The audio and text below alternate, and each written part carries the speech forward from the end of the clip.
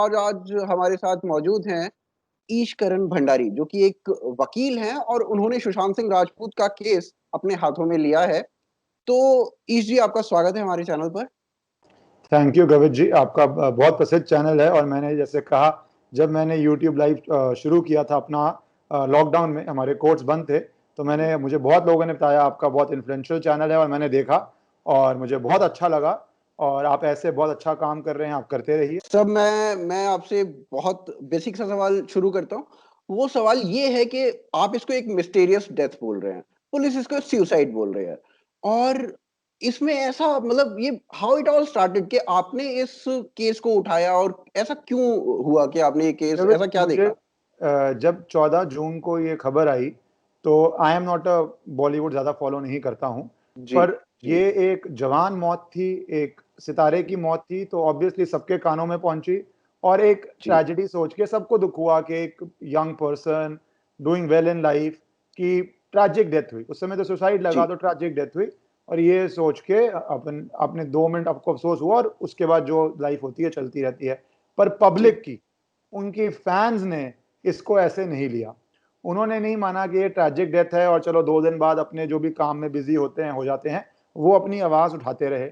और जी, मुझे ट्विटर पे, बिकॉज हमने ऐसे पहले केसेस किए हुए हैं, एक एग्जांपल जो आपकी ऑडियंस नहीं जानती दे देता हूं, सुनंदा पुष्कर का।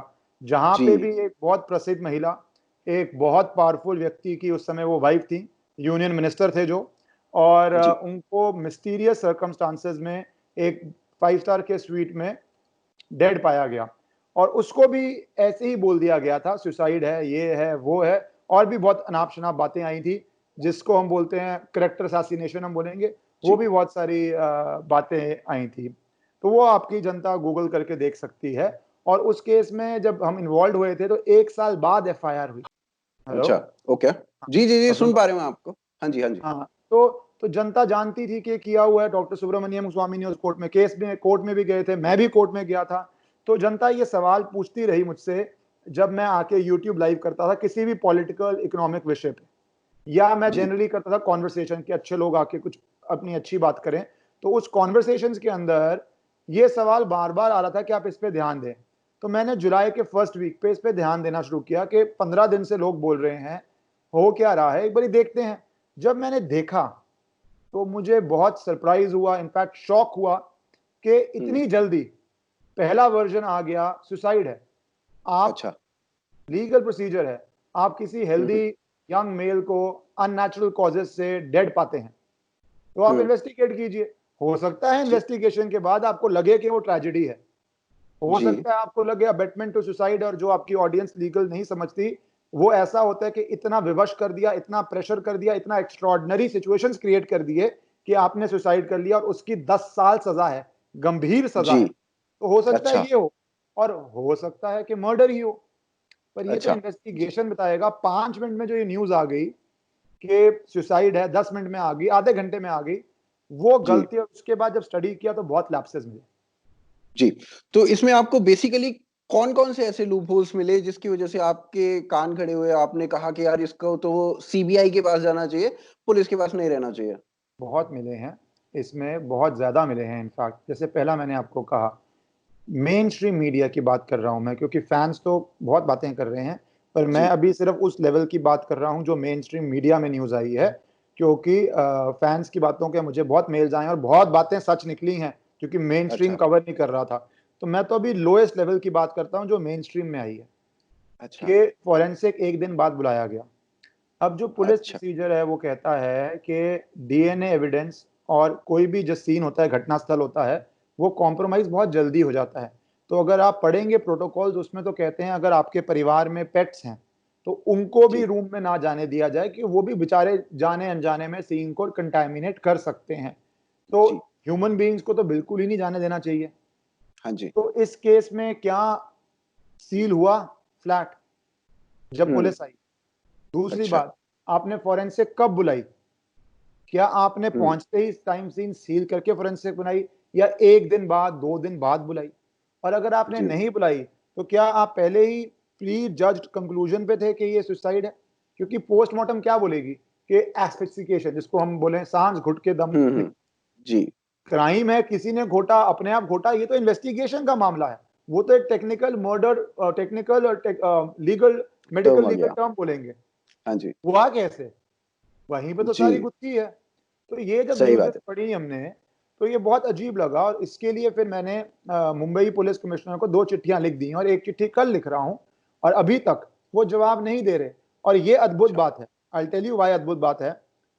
आप पब्लिक कॉन्फिडेंस बहुत ज़रूरी है जस्टिस सिस्टम के अंदर। अंत में लॉ एंड ऑर्डर तभी चलता है जब पब्लिक को लगता है कि लॉ एंड ऑर्डर में सही काम हो रहा है, जी, डेमोक्रेसी है। और ये सुप्रीम कोर्ट की अनगिनत जजमेंट्स है, मैं टेक्निकल होके नहीं बोल रहा, कि public confidence is an integral part of law and order. आप सिर्फ गूगल कर लीजिए कानून पे, आपको जी, अपने आप ही कॉमनर को भी जजमेंट मिल जाएगी जो नॉन जी, प्रोफेशनल्स हैं। तो अब बात यहाँ पे ये आती है कि मुंबई पुलिस क्यों पब्लिक को कॉन्फिडेंस नहीं दिला रही है। बेसिक बात है, हमने फ्लैट सील कर दिया, क्या जी, प्रॉब्लम है आपको? कोई आपसे नहीं पूछ रहा आपको फ्लैट के अंदर क्या मिला या नहीं मिला। जी, वो आपकी केस को खराब कर सकता है, ठीक कर सकता है। एक जानकारी देना कि हमने सीसीटीवी फुटेज सारा रिकवर कर लिया बिल्डिंग में। वो आलीशान बिल्डिंग में रहते थे, 4.5 लाख का किराया था। आप जानते हैं कि कितनी सिक्योरिटी होती है ऐसी बिल्डिंग में। गार्ड होता जी, है, चप्पे चप्पे पे कैमरा होता है। कोई भी जो जाता है आजकल जानता है कितनी सिक्योरिटी होती है ऐसी बिल्डिंग्स में। मल्टीपल जी, लेयर कैमरा होता है। भैया आपने सब कुछ सीज कर लिया उसकी 1 रात पहले से, इसको बताने में क्या अर्ज है कि हमने सीज कर लिया, एग्जामिन कर रहे हैं। तो ये जी, पब्लिक कॉन्फिडेंस शेक हो गया है। इसके लिए मैं तो अभी जैसे बोलते हैं बहुत सरल भाषा में बोल रहा हूं कि मुंबई पुलिस पे कोई क्वेश्चंस ना उठाते हुए, सिर्फ डेमोक्रेसी के लिए, बेस्ट प्रैक्टिस के लिए, पब्लिक कॉन्फिडेंस के लिए आप सीबीआई को ये जांच भेजिए। अच्छा। सर इसमें जो सभी फैन्स को लगता है या जो हमें लगता है वो ये लगता है कि इसमें जितने भी लोग जिनसे पूछताछ की जा रही है वो सभी इन्फ्लुएंशियल लोग हैं। जिसने भी मुंबई पुलिस ने पूछताछ की है सभी इन्फ्लुएंशियल लोग हैं। तो क्या ऐसे लोगों का इन्फ्लुएंस सीबीआई के ऊपर नहीं होगा? दो बातों में, बहुत इंटरेस्टिंग सवाल है, और इसको मैं दो बातों में जवाब दूंगा। पहली जी, बात कि कहाँ पे, अब कोई आप ये बोलिए कि ये इतने प्रभावशाली लोग हैं कि इनका किसी भी संस्था में जीरो इन्फ्लुएंस होगा, ये तो संभव ही नहीं है। जी, एक तो पैसे की इन्फ्लुएंस होती है, दूसरी बहुत लोग हमारे देश में स्टार स्ट्रक होते हैं, जी, और वो भी ह्यूमन ही है। जी, बहुत कम लोग होते हैं जो नहीं होते हैं, ठीक है, वो एक्सेप्शन, ऐसे हम जैसे लोग, ये बॉलीवुड को ज्यादा समझ भी नहीं है। तो प्रभाव तो इनका हर जगह है, पर सबसे ज्यादा प्रभाव कहां पे है? आप लाइफ में बेस्ट ऑप्शन ही कर सकते हैं। जी, सबसे ज्यादा प्रभाव इनका उस शहर में है जहां रहते हैं, जहां के जूनियर लेवल से लेके सीनियर लेवल तक ये मिलते हैं लोगों को, सोशली ही मिलते हैं, जी, औपचारिक वे में मिलते हैं। तो सीबीआई पूरे देश भर से ऑफिसर्स होते हैं, जैसे आपको पता है सेंट्रल एजेंसी है, देश जी, भर से जी, ऑफिसर्स होते हैं। तो ऑब्वियसली वहां पे इन्फ्लुएंस होने के चांसेस बहुत ज्यादा कम है कंपेयर टू, और ये मुंबई पुलिस की बात नहीं है, अगर बिहार में कोई इन्फ्लुएंशियल आदमी है तो वो बिहार पुलिस जानता है। अगर वो मध्य प्रदेश में इन्फ्लुएंशियल आदमी है, तमिलनाडु में, आप समझ रहे हैं बात, वेस्ट बंगाल में, जी, तो वो जी, अपनी जी, लोकल सिस्टम को जानता है। नेशनल सिस्टम को जानना इज ऑलवेज वेरी डिफिकल्ट। तभी बाकी स्टेट से भी मैटर सीबीआई को इसलिए भेजा जाता है कि इन्फ्लुएंशियल लोग जो स्टेट में है, तो एक कहावत है लॉ की, justice not only be done, it should be seen to be done. ये जो सीन जी। टू बी डन है, इसका मतलब है पब्लिक कॉन्फिडेंस। ये अच्छा, जनता को लगना चाहिए कि जस्टिस सिर्फ हो नहीं रहा, दिख भी रहा है, हो रहा है। अब अच्छा, आज मुंबई पुलिस जो भी रिपोर्ट देती है, आप एक पोल कर लीजिए अपने चैनल पे इसके बाद, कि आपको मुंबई पुलिस पे विश्वास है या नहीं है। मैं ये नहीं बोल रहा कि कानून ऐसे चलता है, जी, पर मैं पब्लिक कॉन्फिडेंस की बात कर रहा हूं। अगर लोगों को रिपोर्ट पे कॉन्फिडेंस ही नहीं आएगा, तो क्या वो हुँ, डेमोक्रेसी के लिए अच्छा है? क्या वो लॉ जी, एंड ऑर्डर के लिए अच्छा है? ऑब्वियसली नहीं है। तो जी, हमारा सुप्रीम कोर्ट ने भी इसलिए जजमेंट्स में कहा है कि हम लोकल पुलिस, स्टेट पुलिस पे बिना टिप्पणी करे, बिना उनको गलत कहे, सिर्फ ये कह रहे हैं कि पब्लिक कॉन्फिडेंस के लिए कुछ चुनिंदा केसेस में सीबीआई को भेजना पड़ता अच्छा, जी। तो इसमें एक एक चीज़ ये भी हुई है कि अभी डॉक्टर स्वामी ने एक लेटर लिखा है पीएम को और पीएम ने उस लेटर को एक्नॉलेज किया है। अब हो सकता है कि इस केस में सीबीआई जाँच वहाँ से शुरू हो जाए। तो उसके बाद आपका क्या रोल है? आप किस तरीके से इसको प्रोसेस को आगे लेके जाने हैं? आपका क्या प्रोसीजर आगे रहेगा? है। देखिए, अभी तो जब ये पब्लिक, डॉक्टर सुब्रमण्यम स्वामी ने ट्वीट करके किया था 9 जुलाई को केशकरण केस को स्टडी कर रहा है कुछ दिनों से और उसको आप जानकारी भेजिए, तब लोग जी, बहुत निराश थे। उस समय जी, अगर आप भी गूगल सर्च करेंगे तो सीबीआई इन्वेस्टिगेशन टर्म ही कहीं नहीं मिलेगा आपको, गायब हो चुका था वो। जी, गायब का मतलब है मैं मीडिया से अथॉरिटीज की बात कर रहा हूँ, जनता तो जैसे मैंने कहा जी, जी, लगी हुई थी। जी, पर आप न्यूज़ रिपोर्ट देखेंगे, कीवर्ड सर्च करेंगे जो लोग करते हैं गूगल पे, तो आपको सीबीआई इन्वेस्टिगेशन पे औपचारिक रूप में कुछ मीडिया नहीं मिलेगी।